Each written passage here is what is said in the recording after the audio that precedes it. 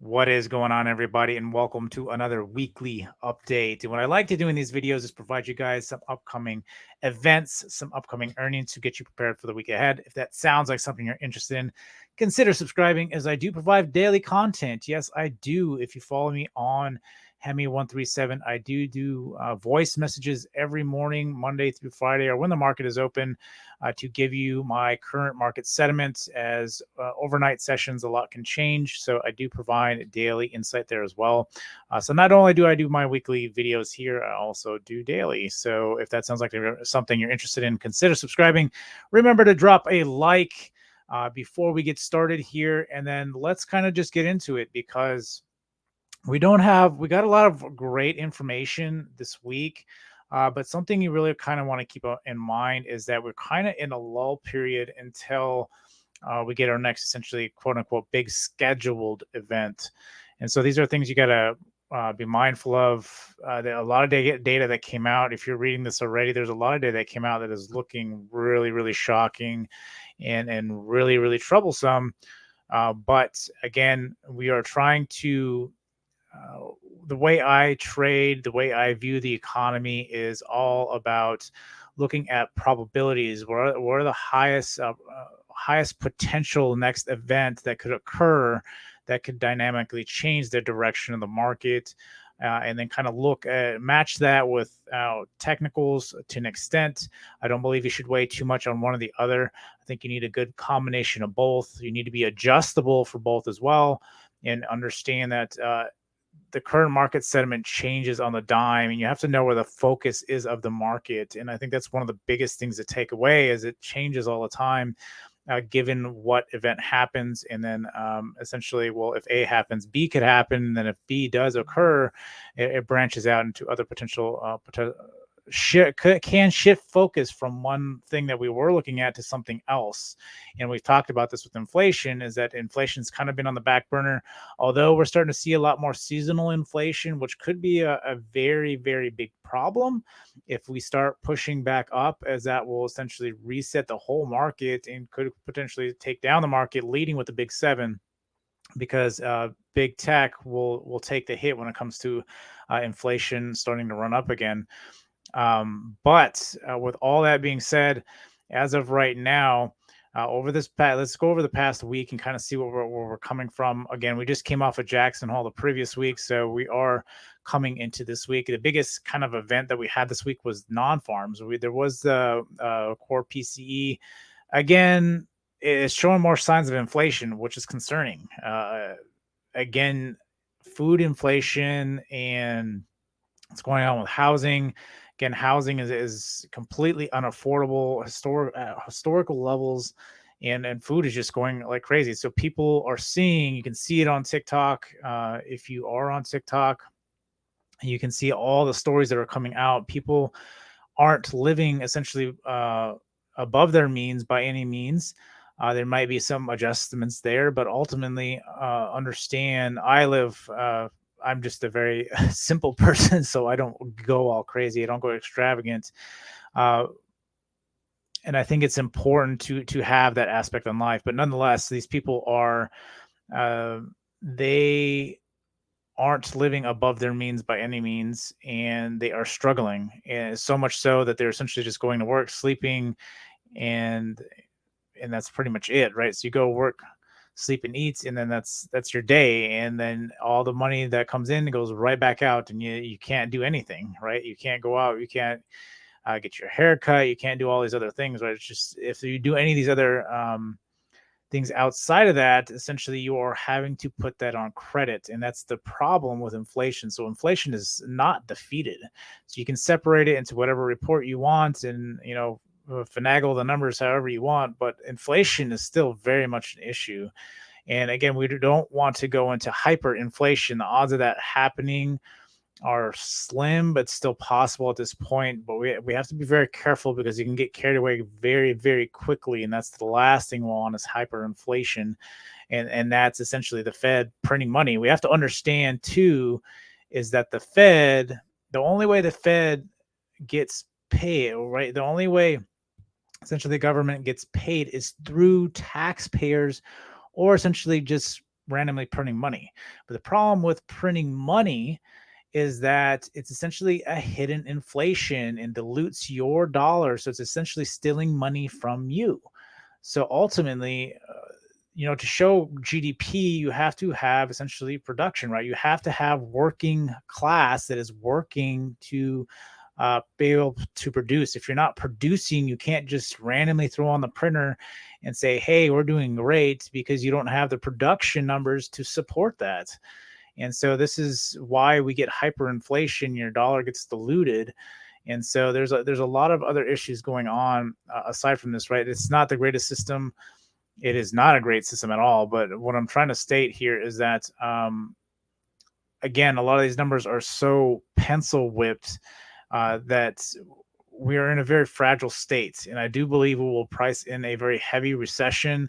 And then we will essentially end up, we'll see a lot of chop. It's going to be nasty over the next couple of years. But the stock market in itself, because that's what we're focusing on here, is the stock market in itself will pull back. And I think from that point, we could have a potential big boom cycle, maybe quantitative easing. It depends on what events play out. I've always said that, and this is why I said you need to be adjustable, because I don't want to look too far out. Even 6 months, I think, is just too far, because a lot can change between now and 6 months that will dynamically change the market. But it's good to kind of have a 6-month window, but understand you're more so focused on the 2-month, and then kind of really good to determine what happens within that 2 months, what events are going to occur within that 2 months. But nonetheless, let's get back to it. So non-farms came out over the past week.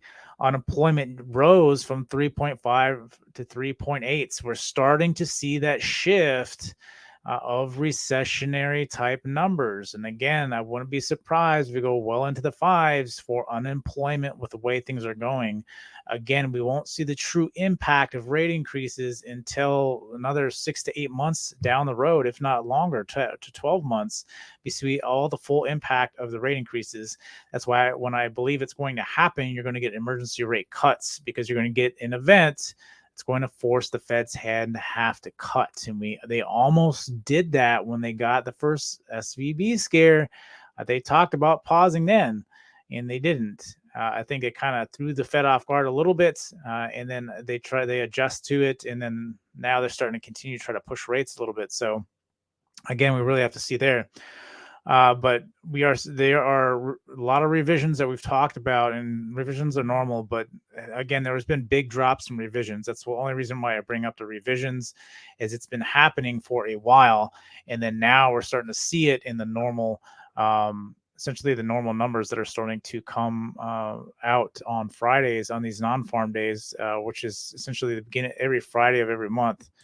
And so, aside from that, interest rates on used car loans are near 15%. Credit card debt's raised to above 25%. And you got the 30-year mortgage just hitting 7.5. So unaffordability is definitely a problem right now. And the Fed are talking about continuing to put things on pause, even though they may not increase rates anymore. They will hold them. Once they get to a certain point, they will just hold them there for as long as they need to cause enough banks, corporations to fold to where inflation starts coming down. The demand is not coming down to where the Fed want it. So they'll continue to either hold it or hold it for a longer period of time. Now, there's 100 billion in personal savings remaining, which is down 91% from the peak. Yes, the pandemic, we did have a big uptick because of all the free money and people were paying off credit cards and everything else during the pandemic, but we are down 91% from that point. So we're almost like pre-pandemic levels at this point when it comes to savings rates. Our savings rates was not that great, all right, going into the pandemic. We were actually going into recession before the pandemic hit, and then we had the pandemic. Conspiracy theory or whatever. I mean, there's a lot of different things align there, right? So nonetheless, we'll see what happens there. But Fed swap shift from pricing a rate cut in May from June.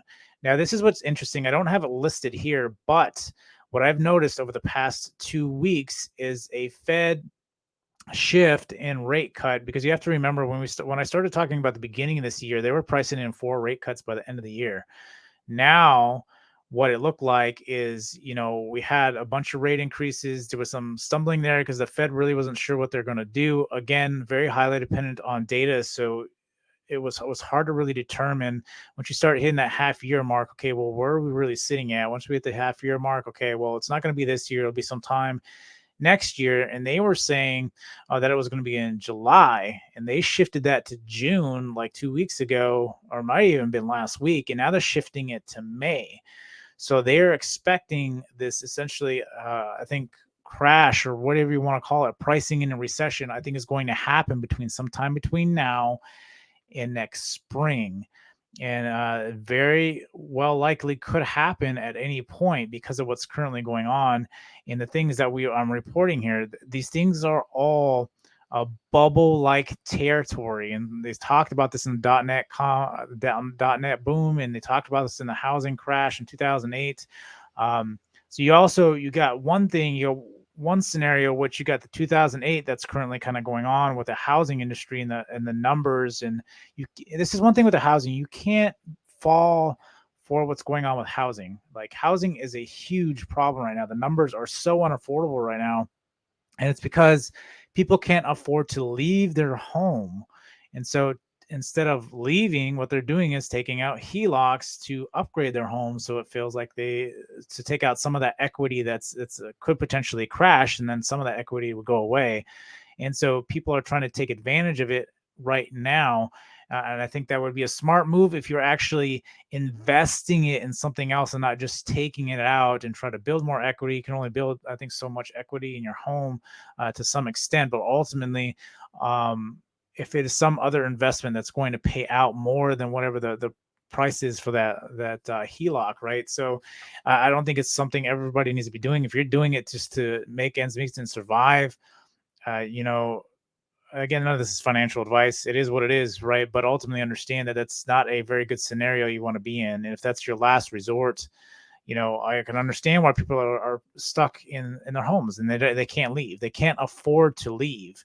But that's only because right now unemployment hasn't hit, and we're starting to see it cascade essentially into all other industries as we're going into the next earnings cycle. And so that is what is concerning. As I've talked about Q3 and how bad it's going to be. Q3 earnings are only a month away. The new earnings cycle starts in 1 month. We're going to get more bank failures. We're going to get more layoffs and all that. And that is my concern. That may be what essentially takes us down that extra leg that causes the Fed to start cutting, right? Because again, there's a very lagged indicator when you got tons of people talking about they can't do it anymore. It's unsustainable, and something we've talked about to this point, that Q3 could be potentially the worst of it, and it very well could be. We don't know, and this is what it's interesting to watch when they're essentially that rate cut is slowly creeping back closer to where we're at. Obviously, it's going to happen before their projection is actually going to occur. So this is something you need to be mindful of. When the Fed are projecting these things, it's going to happen before then. A recession is going to happen before they announce a recession. We'll be out of a recession or recovering from a recession by the time they announce a recession. We will actually be cutting rates before they actually say it's going to be in May. So sometime way before now in May, where there's going to be an event that's going to happen that's going to cause the Fed to start cutting. And they obviously know all what's going on behind closed doors. We do not. And so and they are balancing and juggling balls that at any point could drop and cause a huge amount of problems. So another thing, China. There's a lot going on with China. I didn't list everything here. There's just way too much going on with China. We know about Evergrande. Evergrande essentially the stock got put on freeze for about a year and a half, so 17 months or so, and then all of a sudden it came off freeze. It dropped like 80%, right? And then you have I think it's Country Garden is the other one as well. I think they're one of the leading mortgage home lenders over there, but they are missing payments as well. They are doing everything in their power. They were actually forcing banks to have to buy stocks. They're cutting interest rates by like 50%. They are doing everything to stimulate their economy. And this is a huge, huge problem. They have a Lehman-like Brothers episode going on in China. And they're having their 2008 crash now. That is what is happening in China. And you have to understand that it's reflecting on us as well, because of the fact that we rely on China for so much. We import a lot from China. And the fact that they are going down in the trade that we had with China is dramatically decreased in what is also causing them to start their shortfall in this epic fall that's happening. So in the next couple of months, and I think that's why the Fed is preparing, because they're well aware of the situation that China is in. And if they crumble, yes, we're going to hit a recession too. We're not going to avoid a recession. There is no way we're going to a soft landing with what's currently going on. The numbers reflect that. It doesn't matter what these particular numbers, the numbers that they are throwing out in headline news aren't going to reflect that, because they are, again, they have to essentially paint this picture of utopia to keep hopium alive. Because if there's no hopium, people start getting very chaotic and uncontrollable, and you can't do anything. We're starting to see a lot of that in a lot of different areas around the country, and we have to be careful of that, because that's what's about to happen.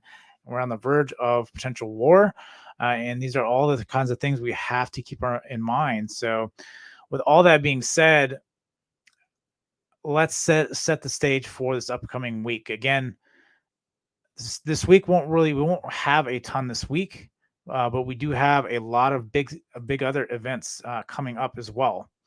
And so this week we do have the Beige Book. So the Beige Book is essentially going to tell us what we can expect for the next monetary policy.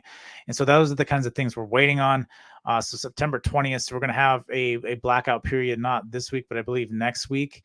You're going to have a blackout week for the Feds. You're going to probably get a lot of Fed speakers this week, because the week after that, they go blackout before they actually have monetary policy. So they're not in the media a lot.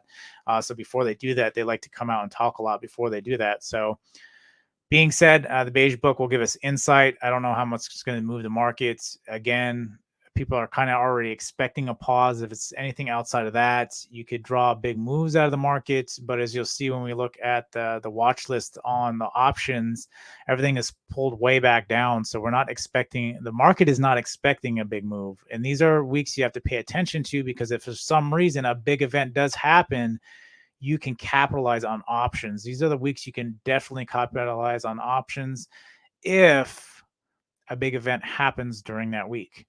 Okay, so Beige Book, watching that, maybe a big event, maybe not, but I don't think it will be. G20 Summit starts on Saturday. So big thing we're watching there is we are watching to see what's going to happen with regulation over crypto in a global scale, and kind of see where people are at. Again, this past week, I didn't list it either, but we have, the Bitcoin ETFs are starting to get approval, or essentially they're pausing them to next year. Because I think what they're ultimately trying to do is they're trying to wait for this final leg, or this final potential quote unquote crash or price in a recession, before they approve any Bitcoin ETF. Because at that point, they will buy their share, what they want, and then they'll release that. Just like when they built the gold ETF, it forces companies to have to buy essentially assets for that, right? And so when they do that, that bumps the price extremely high. And so that's what they are setting up for on this crypto exchange. So you have to be mindful. The big players are on hand. Crypto is not some sleazy scheme coin or scam coin or anything like that. You have to understand there is a lot of weight and there is a lot of preference into crypto, but the reason they've been delaying it is for this event to happen so that they can get in and drive the fear down and get it at a good discount so they can grab it. And then hopefully then they'll approve the ETF, and then you'll have your big, huge boom cycle on the back end of that. So that is my theory on how it works. And you see this, if you're in the markets long enough and you're watching price action long enough, you see these moves all the time. So it's not like I'm just coming up some random thesis that's out there. I see it in the market all the time. In the many years you're in the markets, you see these moves, you see the manipulation from the banks, you watch the events occur, and you watch what actually happens in the stock market. That's why I say you need to be paying attention to events. Keep your window short, not longer than 6 months. and then kind of just play within those 6 months, primarily in the 2 months, and then you can kind of feel where that market is at and what the potential next move is. So being said, again, G20 Summit starts on Saturday, and then we are kind of aiming in for core next week. And so core, again, biggest concern there is if inflation starts pushing back up. I said we're not going to worry about inflation, but we're starting seeing the seasonal changes. If it starts pushing back up, that could be essentially a death blow to the markets, and the market will crash at that point if we start jumping too high on inflation. And the problem is the Fed keeps talking about it. They're still concerned about inflation. They keep talking about it. If we've defeated inflation, why are the Fed still talking about it like it's a big concern and potentially raising interest rates? Because if inflation does go back up, interest rates will have to continue to go back up. So keep that in mind. So we may continue to price in another 2 more 25-point basis moves and then hold for longer on top of it. So maybe at some point they do actually stop, but they will get into that phase two. Well, they'll just hold it for a year or two, whatever the case is, until demand comes back down. And so with all that being said, we'll have the core inflation, and then we'll go into monetary policy again. Right, as of right now, we're kind of just looking for a pause unless something changes between now and September 20th, which we have plenty of time for something to happen, and then we'll make monetary policy, and then we shift straight into essentially right after monetary policy. You're going to turn around and you're going to have earnings right on back of that. And like I said, I wouldn't be surprised if more banks fail. This last earnings cycle came through and we lost 2 more banks if nobody noticed.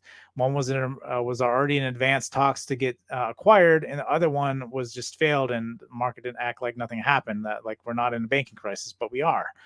And so being said, let's take a look at the watch list. So the watch list, again, this isn't really I'll add other ones I'm really kind of watching here. There are particular ones like Palantir I'm watching, PayPal I'm watching, want to watch some Riot as well. Some Planet 13 had great news as far as what they're doing, that they've acquired essentially a new,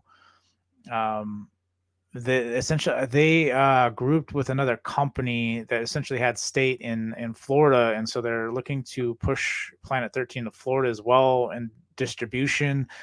So that was a cool move this week, and I do have a very small position in there, and they've skyrocketed over the past week. And then I think just the MJ space in general, I think did very well as far as it's not they essentially reduced what it is as far as the category in which it is. They essentially downgraded it, so it's allowed for a full-on acceptance of it moving forward. Another step closer is essentially what that was. So with all that being said, watch this. So SPX is sitting at 47. So it's dropped quite a bit, and this is something I talked about. A lot of these numbers are scaling back. We're getting ready for the next earnings mode. We fall back into watching to see what our baseline is. Again, it's always good to have a good baseline to go off of so you can kind of gauge where the market's at as of right now. SPX is very, very low. The market is not expecting anything to happen this week. So if something does happen this week, again, you can take advantage of SPX or Tesla or anything this week, because options aren't pricing in anything because there's no major event that is scheduled. So if some big event happens, you can guarantee that there's going to be massive moves in options this week. So this is why I'm saying it's good to pay attention to these things. Because if you're trying to play options every week, you're going to get hammered, right? There's certain weeks you should be playing options on some things and some things not. And then sometimes, like now, when there's not anything going on, if something does happen, if there's a big event on a company, or if there's a big event on essentially the index, or just in the global in markets, the index will move big, and then you'll get bigger moves out of the options. So that's what you need to be paying attention when you're playing with options. You can't play them all the time, and this is something you need to be very mindful of when moving forward. So Tesla's at 11, BA is at 6, and JP Morgan is about 3. So BA, JP Morgan about the same. Tesla's coming back a little bit, but SPX has definitely pulled back a lot. So with all that being said, let's take a look at some of the charts. Now my charts have a lot of lines on them, so I do apologize for that. especially with all the choppiness, you have to kind of play. Like I typically play on the hourly, and I've talked about this if you watched any of my videos. I typically always play on the hourly anyway, so that's why these boxes look smaller, because I've been playing on the hourly. So as you can see, like kind of play this range. Typically what I like to do is I like to play first bounce. If there's a strong support, I play that bounce, and that's pretty much it. And then even if it pulls back and bounces again, you can look for these moves. And so like even this here, it trapped and bounced straight out of there again. Those are the kind of things I look for. So look for first bounces. So with that being said, if that's intraday, and if I'm looking for any kind of swing trades, I look for a massive sell-off and consolidation, and then I look to take those up, which we really haven't had any kind of consolidation recently. A lot of these stocks are just selling off like 20-30%, and then they just bottle rocket out, and that's all they're doing. And then they sell way off, and then they bottle rocket out. And so it's been very very choppy in that manner. So just be mindful of that. I think it's somewhat better movement than last year, because last year you just got you got a lot of no movement until you had the event, and then it was either up or down for 2 days, and then we just sat until the next event, and then up or down, as that's all we played last year. So at least this year there's more movement, so there's more bottle rocket down, bottle rocket up, just because it's very sensitive to the data. Is essentially the Fed alludes to this all the time, that they are watching data. So on specific events data, it changes, and this is what I've been talking about, is that you have to be adjustable and know what is the target. When the next 2 weeks, what is the target? And so you identify the target on your earnings calendars and what's going on, especially like with NVIDIA, because as of right now, NVIDIA, people are building out infrastructure for ChatGPT. This is why NVIDIA has been exploding. Next year, all these companies that are building ChatGPT could see the benefit of that next year, or the next earnings cycle. So keep that in mind. This is why big tech could be pulling away from a lot of different things, and understand why innovation leads when you have really rough times like this, because it can pick up a lot of the holes essentially that some of these companies are having, that they can't hire people, so they can get ChatGPT as long as they have the infrastructure to do it. And then that will help hiring maybe someone for minimum wage, or a couple people, or a division for minimum wage. When the ChatGPT can do it for a fraction of the price, they just have to come up with an upfront cost for it, and then they get that. And so this is why you're seeing NVIDIA do so well right now. But next year you'll see the labor of that investment for these companies like Microsoft and Google and Tesla that are investing in AI right now. You'll see the essentially the benefit of that next year, not as of right now, as they are still basing off of a lot of their current or older infrastructure to essentially maintain that profitability as of right now. So SPX, we'll see. As of right now, this is our weekly. This yellow line here is kind of our weekly range. Again, I wouldn't be surprised if we pull back down to this range. We can push back up to the 4,600. We'll see. Again, if there's no new bad news, the market's going to attempt to try to run. The market's going to attempt to try to run going into earnings before earnings actually happen. So maybe we'll get one more down week. Maybe we'll pull back to the 4,400.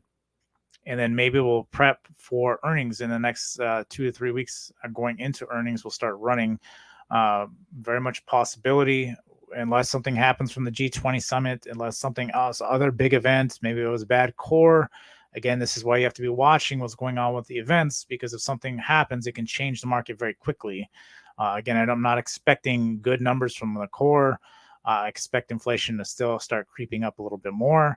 Problem is, if it creeps up way too much, that is going to be an issue, as that will change again. It will essentially reset the clock, and the Fed are going to have to continue to increase rates. But you're not resetting the clock from zero. You're resetting the clock from, well, nobody's got money now, we're just going to make it worse, right? And so it's just going to make everything more unaffordable.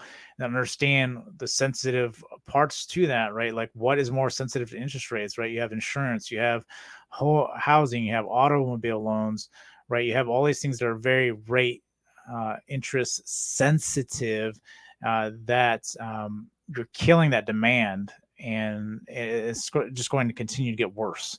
And I think, again, we still have a couple months. I think the next 3 months are really going to be important. What goes on, I think the next earnings cycle is going to be very, very important. If we do start running up, that could mean we have a really nasty, because you're not going to get third quarter or fourth quarter earnings until next year, right? And so I think the third quarter earnings that are coming up are going to be really nasty. Could potentially even get nastier in Q4, right? So Q3 earnings will start being reported in Q4. And so just be mindful of that. And then when that happens, that could be, all right, that puts us right in October. And that could be a really nasty down month in October. We may have some up month this week in anticipation that everything's good and great. And then October comes and then just drops the hammer on everything. So again, we'll have to see. But as of right now, I'm kind of expecting this to come back down, but won't be surprised if we try to push up to 46 and then just maybe start chopping around here. I don't know. We'll definitely have to watch and see how that goes. Bitcoin pulled back really heavy again, looking to see if it can break the 25. If it can break the 25, this thing is going back down to 16. It needs to hold this level. If it can't hold that level, I think it's coming all the way back down. It's chopped up here, try to break that 32K mark, but it's been struggling a lot. I really feel like on this one last pullback, Bitcoin is going with it. And but again, I think that's why they keep delaying, because the event hasn't happened, or else they probably would have approved a Bitcoin ETF if Bitcoin had pulled back enough. But the problem is I don't think institutions have enough yet. So they're going to push it off until that event happens. And then when that event happens, then they get enough shares, or they get enough Bitcoin that they need for the ETF, then they'll approve it, and then you'll get the big boom cycle. So again, I still think we're waiting, because I think there's a lot of institutions that still just aren't holding enough when it comes to Bitcoin. Tesla, it had a nice run up over the past couple days, but then started dying off heavy. We'll see. I think this thing can still pull back to at least the 140 mark. Definitely going to have to see how it does play out for the week. But again, they started cutting again. They're cutting prices again. But also, you have to also remember with Tesla, they're very innovative in a lot of different ways. And so they've been saving a lot of money on a lot of cost on things. So it doesn't surprise me they keep dropping the price.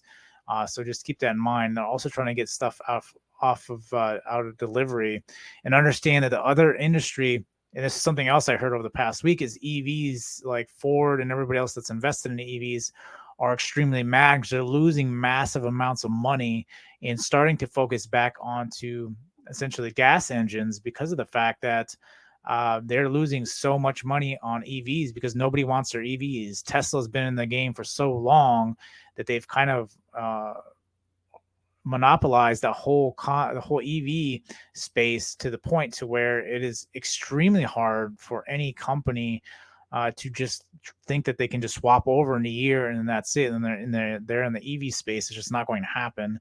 And so Tesla's really kind of running away with that. But we'll have to see as there's been kind of a different shift, and there's been whispers about potentially pulling back or on the push on EV. We'll see if that's true. But nonetheless, Tesla's one of those companies. They do more than just cars. They do energy, and they're trying to get in AI and robotics. They're doing a lot, and so you have to keep that in mind moving forward. So looking to see what this does. I don't really expect it to break out. If it does, 300 is that magic number. Otherwise, this thing, again, I think it's still going to pull back down into the hundreds. It barely popped into the 200 and popped right back out. But we'll see what happens there. Palantir, again, looking for this thing to kind of break down, at least try to touch the 12. Really like to get this below 10 again. I don't know if that's going to happen. If they start pricing in recession, I think we may get some lower levels, but I don't know how much. It really depends on how much fear is there. We went from being in a fear gauge briefly to going back to neutral to now getting back into that greed side already. It only took like a week for that to happen, which is absolutely insane. But that's where we currently are there. And then let's take a look at BA. BA, same again, needs to break this 217 on a daily, on a normal chart. even if you look at the weekly here, you had this nice consolidation. So for like a bull run, you want it to break out, retest, and then get strong and have a nice push up. If this starts to break back down underneath this, this is definitely a liquidation spike is what this is. And I've talked about this last week. If you have massive consolidation, you have a massive rip up. If it doesn't retest and continue up, which could lead to a huge run, that means that was a liquidation spike, that this thing is coming down and a lot lower. So you have to be very careful with that. That could be what that is. We don't know. We'll know in the next couple of weeks what happens here. But you need to know what the probabilities are of this. The probabilities are test. If the thing does not hold and breaks back down, the odds are you're going to make a new low. Or else, if it holds, a very strong possibility we have a massive rip up. And so we need to watch that, especially with BA. And that's why I always use BA, because it's a good value that shows you where value is kind of sitting at. And then we'll look at JPM. JPM, same thing. I've talked about this. It had a little bit of consolidation here. Big breakout. Needs to hold this 141. Again, we've been warned by Fannie Mae that they're talking about downgrading Big Ten banks. If that happens, that could be enough to break this back down and into this range and potentially start selling off to a new low. Again, I think that release of information will happen around earnings cycle in a month. When we get the bank earnings cycles around October 15th, that's going to tell you that there's going to be a massive, if we get that downgrade, I think there's going to be a massive sell-off, a downgrade on the banks, and a massive sell-off at that point. So again, just be mindful of this. Again, I'm not trying to fear monger here, but you need to be very mindful of what's actually going on and what could potentially play out for possibilities. So with all that being said, I do appreciate if you watched all the way through. I appreciate you greatly. Remember to hit the like button on the way out. Until the next time, I'll see you guys later.